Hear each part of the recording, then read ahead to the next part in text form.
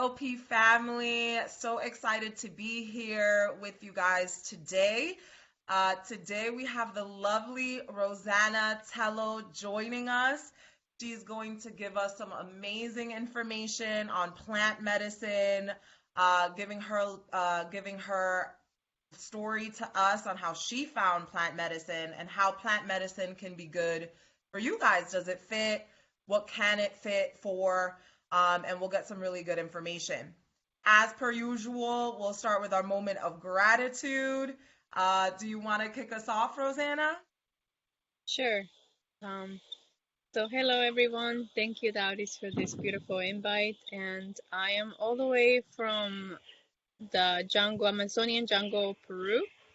So we'll start with a moment of gratitude. And first of all, I just want to, I always want to acknowledge the creator of all, which a lot of people can identify as God, but we'll just say a great spirit and Pachamama, Mother Earth, that have created this space. So let's all be grateful for a daily abundance that we have because of her in terms of air, food, water, everything that is essential for human life to thrive, and not just human life, but all species of all the biodiversity that she gives us. It's so abundant. So I feel every day we should wake up and be like, just waking up in our life, it's an accomplishment, it's a triumph to be alive in this abundant life. Even though we have tribulations and challenges, we are grateful for what Mother Earth has given us. And in this space of healing,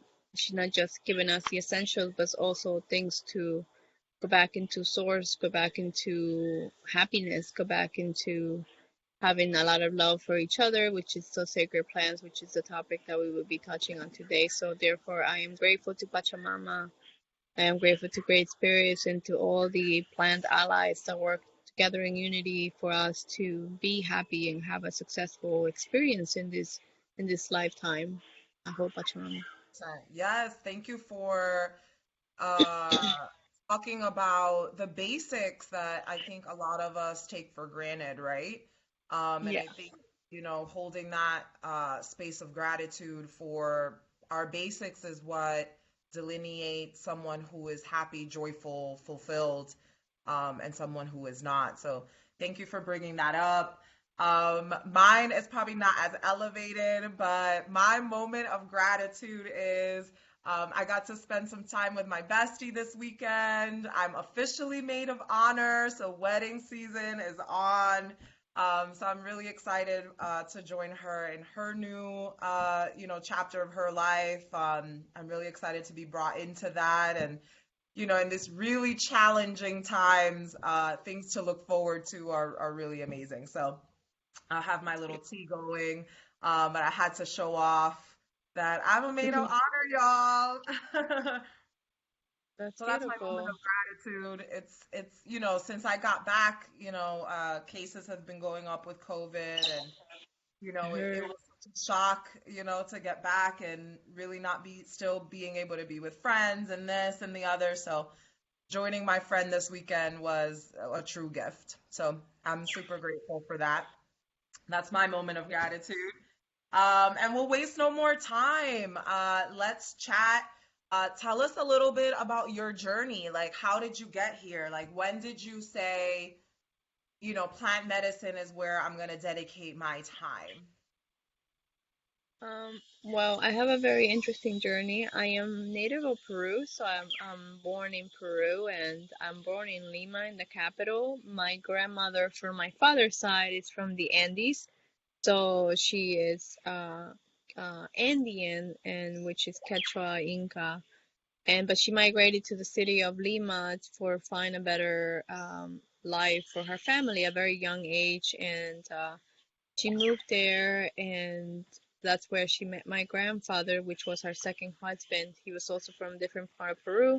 They got married and they had four kids, and one of them was my father. And at the young age of my dad, when he was 13, my grandfather died, and my dad was the main, like, he took up the role of the husband supporting my grandmother. And then at the age of I'm 18. I was born. My mother was 18, and I was the second one of four. And then at the age of four, my father decided to move to America to find a better life for us and for his wife. So he told my mom, I'll come back for you and I'll send you guys to the United States.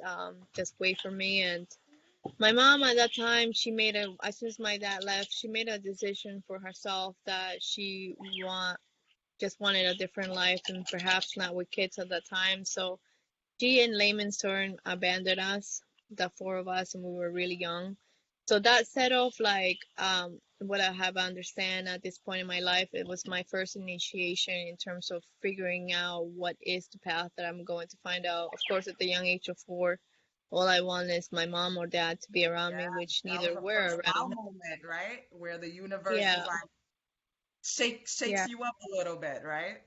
Yeah, as a 4 year old, I didn't know anything. All I knew was that my mom and dad were missing, and the only one I had around was my grandmother. So my grandmother from my father's side stepped in, and she took care of us until I was 9 years old. So for 5 years, I grew up with my grandma, which was very pivotal point in my life because my grandmother was a very woman of tradition, but she also had a lot of influence from the Westerners, which means like she also followed a religion, Catholicism, and she would go to church on Saturday or Sundays mostly, and she would be very into praying to all these statues, which I found is so bizarre because to me they were like pieces of rocks, and at a very young age it kind of bothered me that we had to like pray to them and they weren't even moving. For me, they were never real. But then during the week when we were with her, she would make offerings to the spirits, and talk to the spirits or say there's a spirit here. And to me, at a very young age, it was very confusing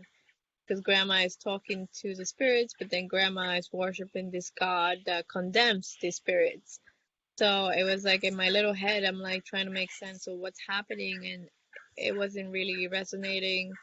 Neither were resonating, right or left. But she always put almost like God is watching you. You better behave. So Hmm. at the 9 years old, I moved to America, and I moved to New York. And my grandma wasn't around, and my parents were not religion at all. They didn't follow anything. They didn't go to church either. So I felt like I was missing some kind of connection to a higher entity. So I think at the age of like 16, my sister had encounter with a group of very religious people, which were the Jehovah's Witnesses. And I started a journey with them in terms of like learning about the Bible, reading the Bible, and I was so fascinated to understand this God, and I loved reading stories and the books and books that supported the Bible, and it was just really, really fascinating. And I thought I found the meaning of life, which to me was to serve God. So the way that they were practicing was preaching. People are very familiar with Jehovah's Witness everywhere in Very the world. familiar with Jehovah Witness, and as a matter of fact, I have a cousin who's on her mother's side. They're Jehovah Witnesses, so yeah, we got a good look in Yeah, there. there was great things about it, very good things, and I learned so much about God, and it was good. It was good until it wasn't good for me in my Correct. experience. Yeah. And then I became baptized as a Jehovah's Witness, not because I wanted to. I almost felt pressure to do it. It was like, this is, you've been studying forever, like this is the next thing to do. But I did it because that's how I was doing my life at that time. Yeah. And the thing my grandmother told me when I was young, when I was little, she said, the way to achieve happiness is you have to follow these four rules. And I don't know when, at what point she told me this, but she must have told me when I was little because I remember it. And it Yeah. was like, she said, one, she said, save your money. Make sure you don't spend all your money. Save your money. Second thing, she said, get a career and get a good career. And the third thing, she said, do not trust anyone except your family. Nobody else cares about you. And then Mhm. fourth, she said, do not kiss any men. Do not be exchanging saliva with men. So she condemned men Wow, so she much. really set you up, Rosanna. What a setup there. I Those are know, and I some think all interesting those, premises to take into your day-to-day life. It's like that first indoctrination. Yeah, and it really, really set up a big, big stage in my life because, of course, and when we depict my whole thing, I had issues trusting people. I had issues with men. I had like, it just developed so many things. And there was like this thing that I believed. And of course, she has been betrayed, you know, and she has been heartbroken. So she had her reasons why she said that, but she also was very successful when it came to saving money, you know. Yeah. So Those are when I was, yeah, generational wounds. I think a lot of our parents, we have a lot of those same stories of us as immigrants in America. I think, yeah, those principles are what allowed them to survive, right? And obviously yeah, you want to give those tools to your children, but we were raised in a different environment, right? Where those rules become a hindrance versus, a way to thrive. So I think it's super interesting that you bring that up because I find that to be such a persistent topic for yeah. our generation of, first generation immigrants in the country.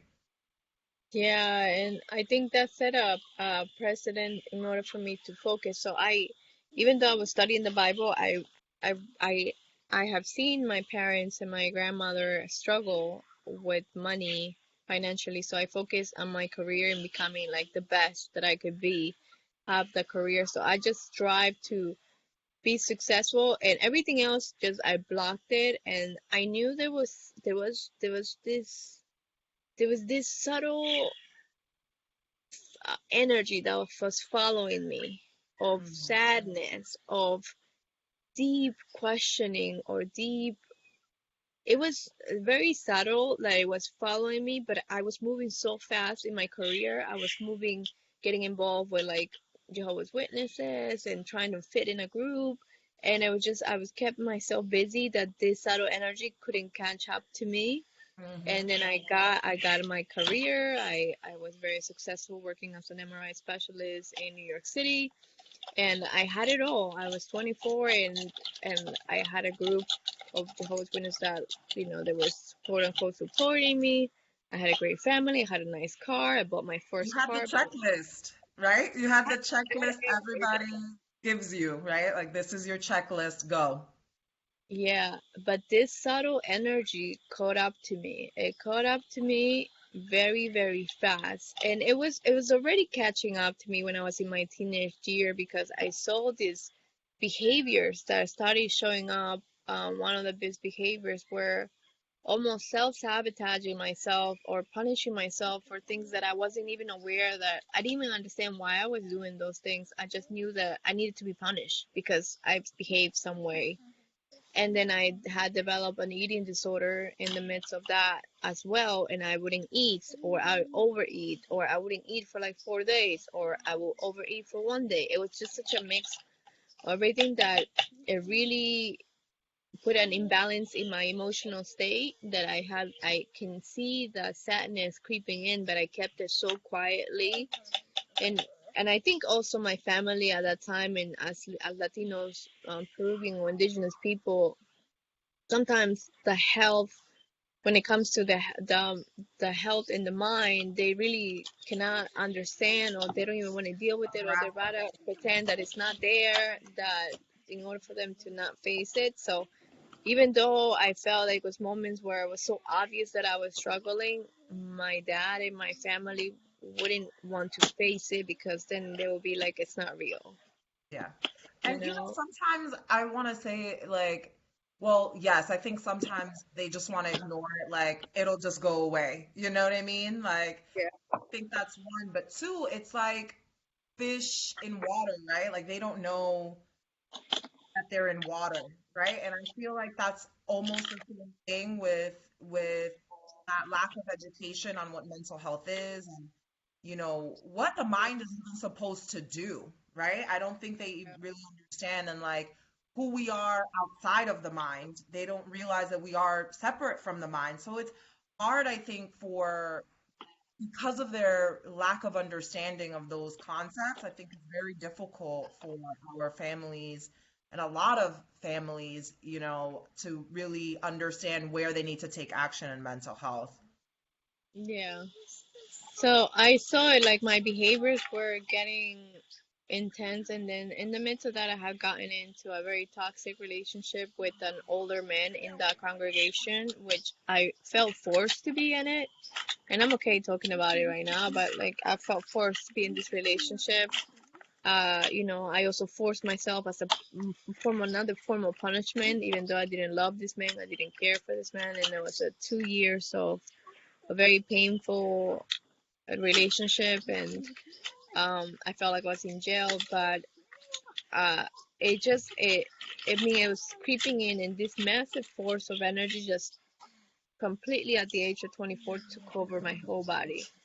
I completely lost a sense of who I was. I started developing like sense of people were watching me outside. I was like paranoid, and I was crying all the time. I was 84 pounds. I was just skin and bones walking around, just making it to work and then coming back home and then locking myself up until I had to work again. It was just like this.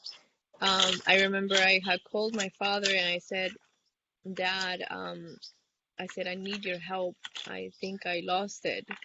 And he's like, what do you mean? I was like, I don't know. I just feel like something bad might happen that I need you to take me somewhere else. Kiarita? I have my little Kiarita over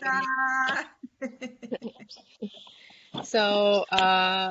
So then my father came running with my stepmom, and they said, what is happening in this house? And I was living with this guy at the time. He was like, let's go. So it was very dramatic, and my dad trying to save his daughter, and he took me to the hospital, and the hospital was questioning, like, why is this girl very sick, like why is she so skinny, like why is she so depressed, and just trying to unpacking how they do it. But they started putting me in like heavy dose medications. Western way. Yeah. They kept me there for like a week, and I had like therapy, and it was just like a lot of drugs that really left me. Hola, mi And amor. Diola.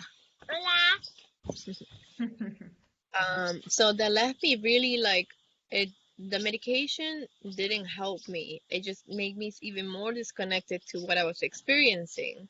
Mm-hmm. So, and I went through, I went through 100 therapists, and every therapist didn't care. They were like almost just collecting money, or they were writing down really fast or trying to prescribe me something. And I was like, I'm already taking my medication. Like, why would you prescribe me something else, And they diagnosed me with massive depressive disorder or something like that at that time. And I think it was like my family had me moved back into their place, and I think I had another relapse where I think I was just very upset at the psychiatrist, and I said to her, she asked, how psychiatrists always says, have you tried to commit suicide? And I said, doesn't everybody? I said that, and she was like, wrong answer. That's She's like, deep. you need to, yeah. So she was like, I you need mean, to go back that's to the true. There are hospital. different ways of committing suicide. I think that, when we talk about suicide, we talk about it really literally, right? Yeah, But there are yeah. different ways of committing suicide, especially soul suicide, which is, I mean, let's coin it, like soul suicide is rampant in our day and age. Yeah, especially in New York. Um, and so Definitely. my psychiatrist was like, "Well, that was the wrong answer," and as I guess as a medical advisor, you need to go back to the hospital and be hospitalized. I was so upset, and my family was just like exhausted because it's years now with me, like trying to get back to life, and almost to the point that they were just tired, and they were like, "You're in the hospital again, this is just too much, So I think when I left the hospital for the second time, I found myself with the pivotal point that changed everything in my life. And again, there was this initiation where I felt like I had to make a choice. I had to really like finish the job and disappear from the world, or I had to really fight for my life. And I was living in a house where I saw like trees outside my window. window, this big like den space, and there's massive trees, and then I was just kept looking at them, and it seemed like something from out of this world, bizarre, and the trees were moving, and they were like saying, come outside, don't be sad, come outside. And I was like, okay, either I lost it, like really lost it, like now I'm really crazy, or like, because up to that point I never spoke to earth, I never spoke to the trees, I never spoke to nothing. I knew about what my grandma did, but like I myself never had that experience, so for me it was a bit bizarre, but they just seemed like they were trying to communicate with me. And then I was like, okay, I need to make a decision. And then I looked at my phone, and there was a specific talk that said the strangest secret, or the strangest secret in life, and it was by this guy named Earl Nightingale,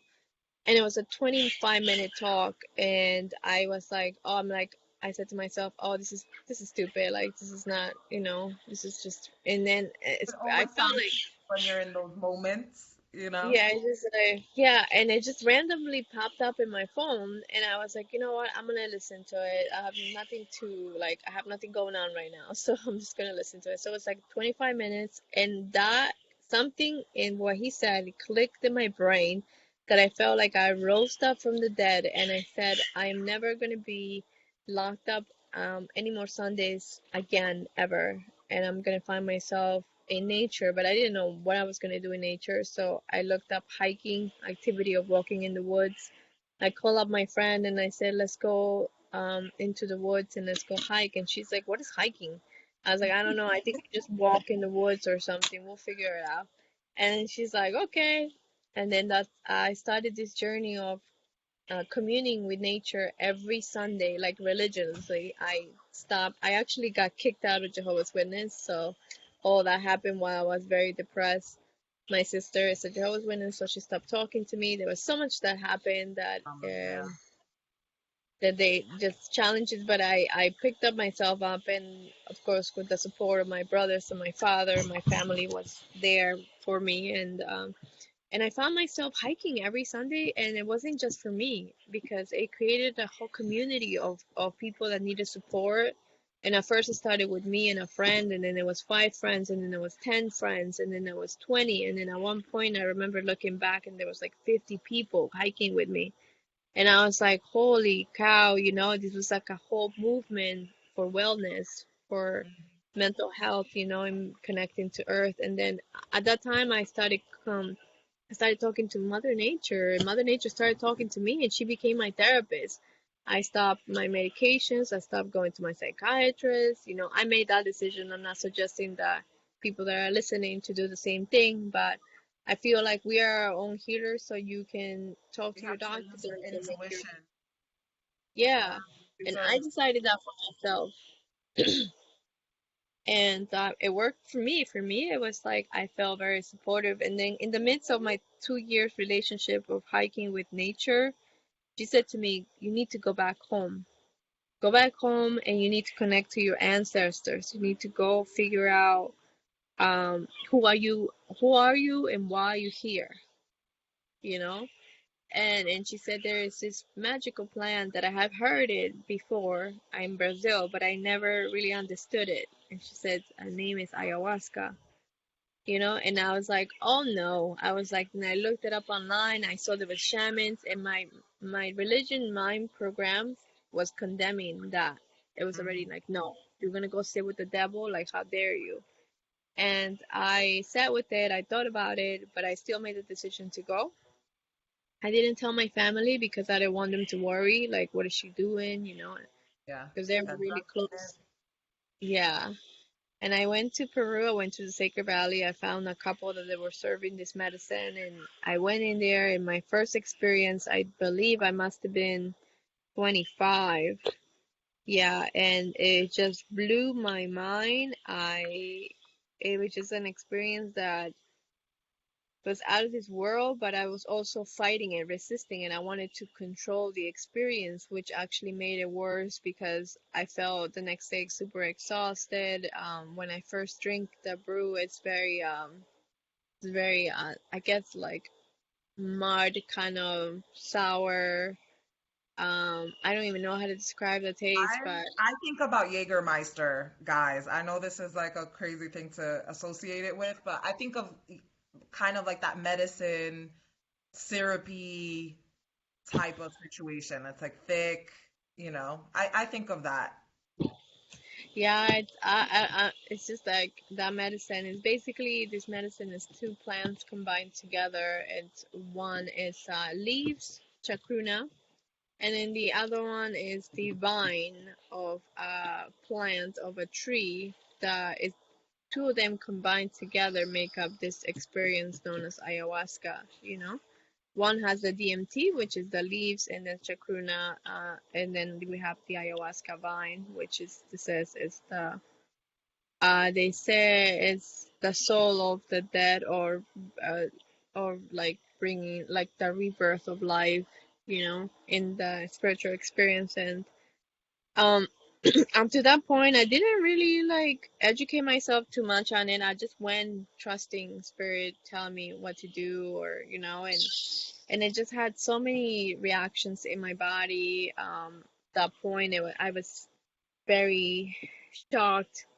I remember waking up the next morning in my room and I was like, there's no way I'm doing this again. There's no way if I do it again, I probably will die, you know, and I was super angry that someone, and I was referring to the plant, could like open up my brain and see my whole life.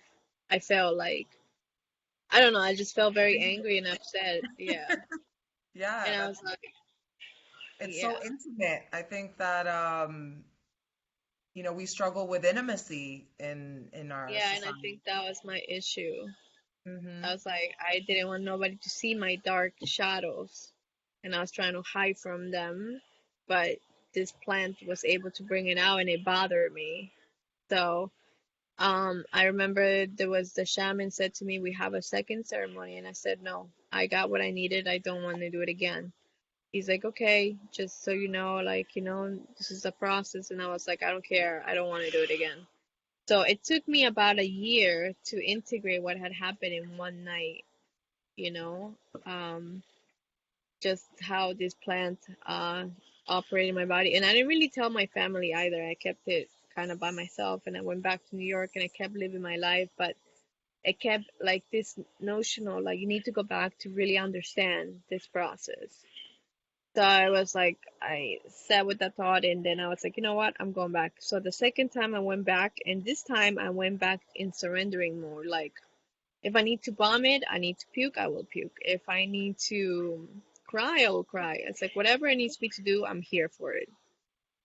And that changed my whole experience. It was basically how I met my ancestors and how I met my purpose in life. And that was when I got there, I drank the tea, and there was a moment where sometimes for me, my blood pressure drops down whenever I drink medicine. And I remember being cold, and I kept asking for a blanket. And then this group of people came and they put a blanket on me. And then I got warm, and they were like, "We're here with you." And then I was like, "We?" I'm like, "Who's we?" And it's like, "We're your ancestors." And then I was like, "My ancestors?" And they were like, "We're with you." And then they started telling me the connection between me and my grandmother from the Andes, the one that raised me. Her and I, we share a same birthday. So they told me, like, this is your mission in this world. Your grandmother comes from an indigenous background that she used to work with the land, and she used to heal with flowers. However, since you guys have moved to the United States and all of you have become modernized, this tradition and this culture will die with your grandmother if you don't have the courage to reconnect back to her. You know, so they were like, it is up to you to bring back this tradition to back to your family so they can reconnect back to the source. And at the point I was like, what? I was like, and then, you know, and Huh? yeah, and they were like, you know, trying to break it down for me and telling me like how my grandma was very special and how much power she has, you know, and that power is going to be passed on to me when she goes into a different realm. And I was so like, no. I was like, no, not my grandmother. I said, you're not taking my grandmother. I said, I love my grandmother. And And there was moments, I mean, there was so many moments in that thing, but that just like that Set moment you changed my off. life. Yeah. But the part of me that was programmed to live in the world where we just surviving said no. I told the plant, I said, well, that's very nice story and I like it. However, I said, you got the wrong girl. I'm going back home, you know? So I grabbed all my stuff. I went back to New York and I kept doing my life. And I was like, I'm gonna get married. I'm gonna have a beautiful career, and I'm just gonna be happy. And this is who I am. And that Hmm. girl that you want me to be, it doesn't exist. It's not here. But the more I ran away from it, the more it kept chasing me. That they Hmm. say in life, they say your path. You don't find your path. The path finds you. Yeah, And it's something that I think about a lot because I'm always thinking, all right, because I know the universe is going to find a way to get you to where you need to be, right? Like it will get you there regardless. It's either going to whisper to you really nicely, it's going to give you a nice, little hint, or it's going to throw a rock at you. It'll progressively figure out a way to get your attention, right? So I've become almost obsessed on like, let me make sure no rocks need to be thrown, whispers, obviously there'll always be challenges, and that's a part of, the way that this world works and how we grow and expand. But it doesn't need to be as painful as I think that, because of our society, and we're not paying attention to the energies and the subtle things that kind of give you a sign of where you need to be. We're constantly being thrown rocks. And then we still go back to like, no, but I made this list with mom at like 10 years old, and I said I was going to be this and I was going to do that. And by this age, you must do that. And then we wonder why most of us aren't happy. We're not a laundry list of things. Like, we're not all the same. We can't all yearn for the same thing. So, I yeah, love that you put that up. And that looks different for everyone. I think sometimes people think it's like, oh, but I'm not massively depressed, or I'm not this. And it's like, it doesn't have to come in that form. If you're finding a lot of resistance in certain areas of your life, generally a tip that something there needs healing or attention. yeah, and that's a very good point that you make because a lot of people, when I used to share my story, people would be like, well, I don't really have that story. Like, my parents were very nice to me, and, but I still can't figure out what my life's supposed to be about.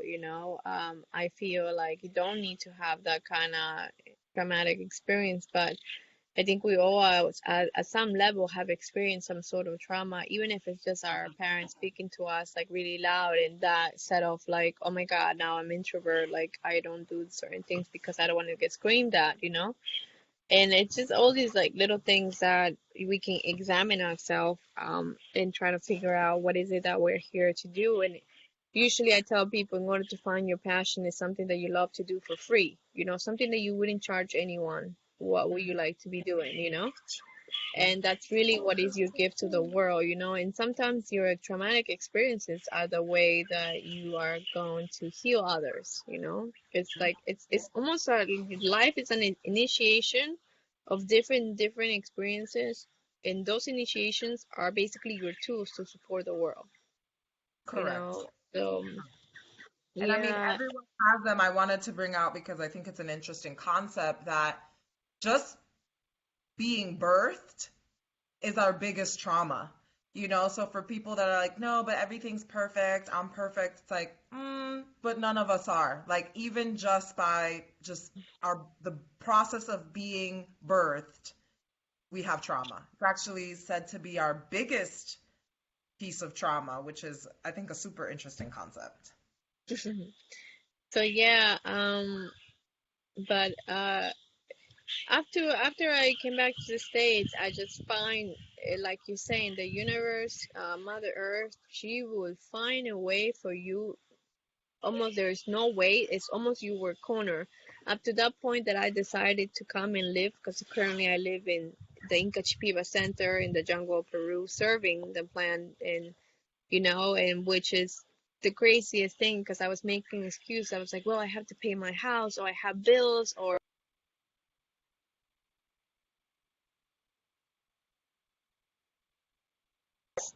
all these little things. And basically, just to get at where I was going, and it's just all the excuses that I made, the universe took care of it. Took care of it somehow, some mysterious way, and my house was taken care of. I found this an opportunity and job, and like even like the way I was saving money, it just kind of like things that I invested in and triple, so I was able to financially feel okay to move to the jungle. And I kept hearing the universe was like, okay, so what's your excuse now? We got everything covered. Like, what else do you need? Yeah. It's like the Yeah. biggest obstacle, it's you. And I was like, damn, you're right, And if it's not now, when will you try to have a life that you're going to dedicate yourself to serving the plant? And I started developing this love for the plant and respect for the plant and the way it was working with me. And I wouldn't really share my social media about it much. People that knew me face to face would know what I was doing, but people that knew me through social media wouldn't really talk about it until I got the blessing from the plant itself to say it is okay, you can talk about it now.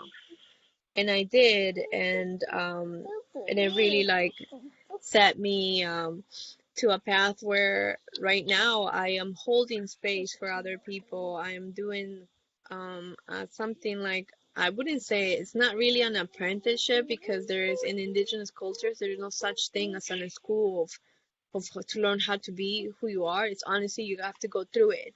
You have to experience it and you have to live it.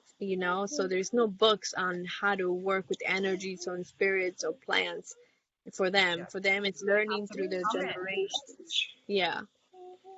Learning through the generation, living in here and actually communing with the plant, communing with those spirits. And finally this year, now I'm 36 years old. I'm 36 years old, and I haven't, I have found that this is, for now, this is one of my experience that I need to have a tool in my experience of Rosanna, and going forward. So I believe ayahuasca has changed my life. I has changed my life. If it wasn't for it, and if it wasn't for nature herself and everything that makes up nature, which is our plants, I wouldn't be here and helping other people. I wouldn't be who I am. So for me, it's very, very powerful. So another thing that I can say, this plant, one point in my life when people used to ask me, used to be like, well, do you think this plant is for everybody? I was like, I used to I say love it. no. I was just gonna ask that question. I used to say no, but now living in her land, now being in her land, for me, yes, it is for everybody. At some point in our life, I think everybody can benefit from having this experience from here, because it honestly takes you to the depth of your shadows. And I have understand in this process that a lot of people run away from the shadow side of the self, and even the spiritual side. And spirituality has become this new age thing, which everybody just wants to fly high and be all like flying. But I feel like no, that in order for us to evolve to fly high, we need to be grounded. And groundingness meaning knowing every phases of you, what makes up us. We have a duality of light and dark, and what I have understand with us and humans, the issues that we don't know our dark side, we don't know what's hindering us, and we keep living in this world, and we say, well, I'm depressed, or we say, well, I don't find anything, or because we're not facing our real self. And our real self is not just the happy times, it's the sad times. It's the things that we don't even know we have. And I feel like We're this obsessed plan with knowing shows it. you, yeah, and this plan shows us like those aspects of the self. So I do feel like this plant is for everybody. This plant is, it's a magical plant that up to this point scientists have not been able to define all its ability or what is capable, and I don't think they will ever be able to, because it keeps evolving and every human has a different experience. So you cannot go be like, okay, these people have this experience, because everybody's different. What they have been able to find is that this plant has been helping post traumatic stress disorder, also some point of depression, and also some anxiety, some also epilepsy, alcoholism. All this stuff is been known, and I know in the hospital where I used to be at, also they were doing research with a lot of psychedelic plants, plants that have spirits, you know. MDMA, actually as Yeah. well. So this Um, plant is such a huge gift, you know, for Huge. us. And actually, there was a small study conducted to look at DNA expression Hmm. um, for uh, for users, right? So they would check their DNA before and after an experience, and they Hmm. were able to log physical changes to the part of people's DNA that processes trauma. So they're Yeah, actually going to expand that study, to get more information, demystify the mystical, right? Like they're trying to figure it out, which never gonna happen. I don't know that we'll get concrete answers, but I think that we can get closer, I mean, we'll never understand it all, but I think that now at least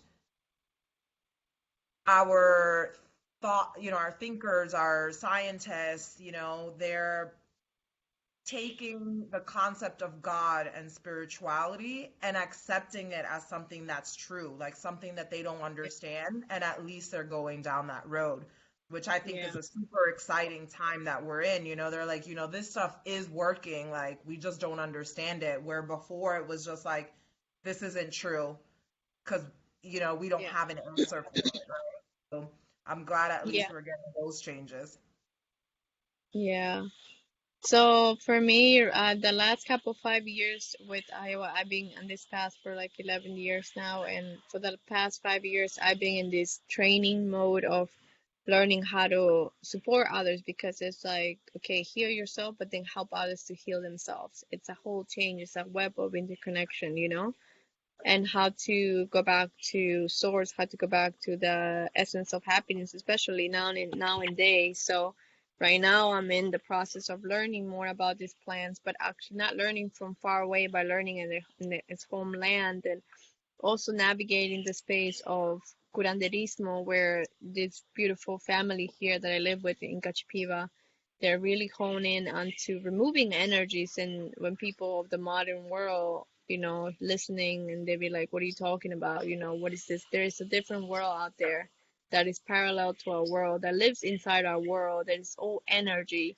There is dark energy, there's light energy, and sometimes when we are feeling some sort of way, some of those energies are getting bigger. And how to cleanse that, how to remove that. And our indigenous people have been doing that forever, you know.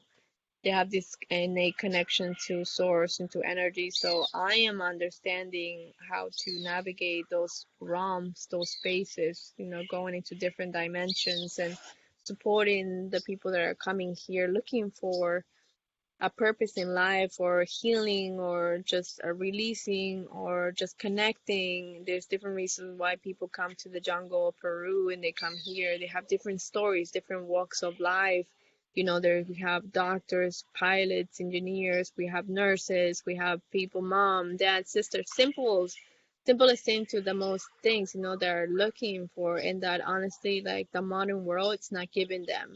You know, there's no app for that, there's no connection for that. It's only going back to ground zero. And what we offer here in the Inca Shipiba, and the reason why I chose Inca Shipiba out of all the other centers to support and to move here, is because the way they carry the medicine is with pure love and honesty. And the way that they work in the Shipibo community, so there's no middleman here trying to milk off the land or trying to sell them like a meat market. and they have so much respect for the work that they do, and they have so much respect for the plant, and they protect the land, and they protect the kids, they protect the water, you know. So I Correct. think that is super important, and I felt safe here, and the reason why I wanted to put my social media out there and say, hey, I have found a place where you can come heal, because the experience that I experienced with Maestra Matilde, which is very different, and I want people to listen to this part, is that nowadays people try to put gurus, curanderos, shamans in this pedestal as if they had some magical power that you don't have. And what Maestra Matilde said to me is that you and me, we are the same. Just that I am a I've been training and working with plants for longer than you have. But she was like, you have medicine too. So you need to figure out a way to heal yourself. As a hierarchy where she's here and I'm here, she's like, no, we're all going to heal ourselves together, and you're going to find a way to heal yourself. And she's like, I cannot do this work without you. So don't just lay there like a dead fish. Fight for your life, you know? Yes. So, Yes. and that really, Empowering the individual, which is uh, probably one of the most healing things anyone can do to someone else, is empower them, and saying, you can do this for yourself. You don't really need me. I'm here yeah, to help you, but you can do it yourself. I think even just that shift of mindset can be healing for many of us. yeah, it can. Yeah, so for me, that really like set a different tone of experiencing healers in my path, and that she was the only one that ever said that to me. And she was very abundant with her knowledge and her wisdom. She would tell me like, this is how you heal yourself, and this is what's happening to you. This is what it was, just so much abundant, and she freely give me. And when we're sitting in ceremony, Maestra Matilde, which is like the main curandera here, she talks the lowest. She has, for me, she has the most power, and she knows how to maneuver it, but her voice Absolutely. is almost like you could barely even hear what she's saying, because she doesn't need to be Hmm. loud and be like, I'm here, I'm the boss, I know how to help you guys, like I'm gonna heal all of you. She's like, you can't even barely even hear what she's saying, but it's just like how humble she carries herself. And it's such an example for me to like just learn this kind of work, you know. And it's just like being here, and I want people to feel safe, especially nowadays where this space has become abused, has become just a way of making money, and also become a place where people get sexually molested and abused, you know.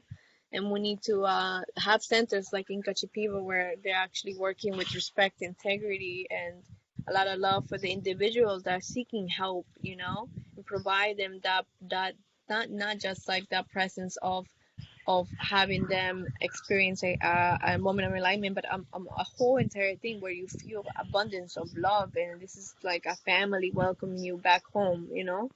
And So Inca I does an amazing job at this. I know firsthand. So, when choosing a center, if you want the like vegan center, like the best, the B Corporation of ayahuasca centers, right? Like the Better Business Bureau A center, Inca Shipiba definitely, in my experience, is the one. And, Rosanna has just beautifully said some of the many reasons, but she just named a few of why, if you are looking for this type of work, look no further. Inca Shipiba really is a place that you will find what you're looking for safely, with love, care, commitment, and that's really, that's what you would expect from, your local hospital, right? Let's say, for example, if you go there, those are the things that you expect. Well, you will most certainly have that in the center for sure.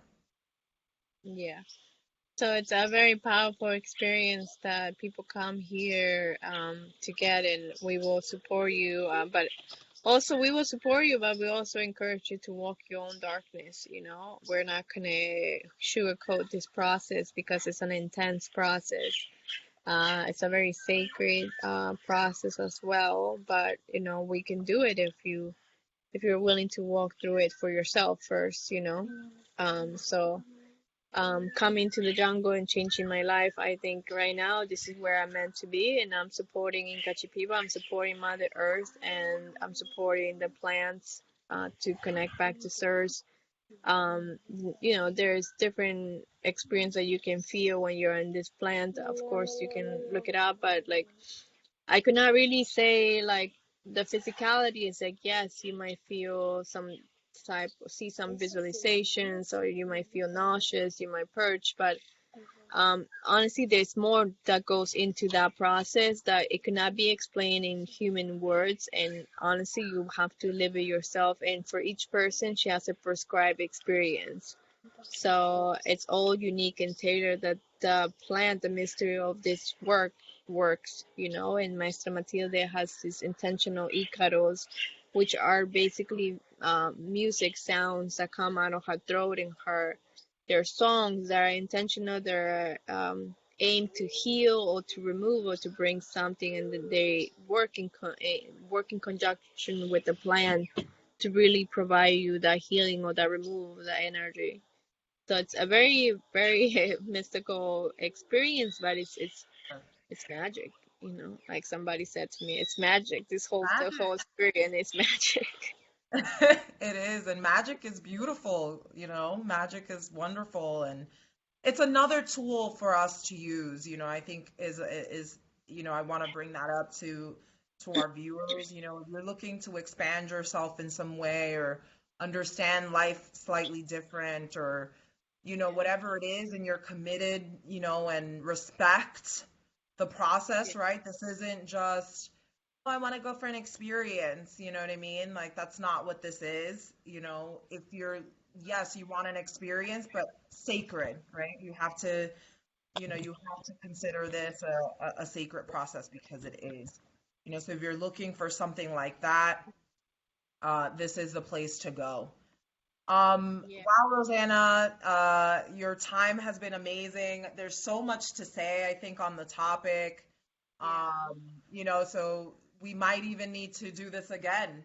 Yeah, You I'm know, if willing I to share more about the plant and more about what we do here and how an experience can look like and what do we offer here, and also how to protect yourself from predators that are just aiming to take your money, and how to find a right center. What are the steps of finding the right center, and what is it to look out for when you're doing your search, and you know this. I think those elements are very important because I think we at the point it's important because then you can either, if you end up in a center in the wrong hands, it could really harm your psyche and you can really be hurt, you know. So I think those I do agree that we need to do a follow-up video because we need to yeah, educate our people. I need to educate on the terms of what is this plant actually is, how did they find it, what are the good things about it, what are the not so good things about it if you correct. misuse it, you know, what's Yeah, happening right now in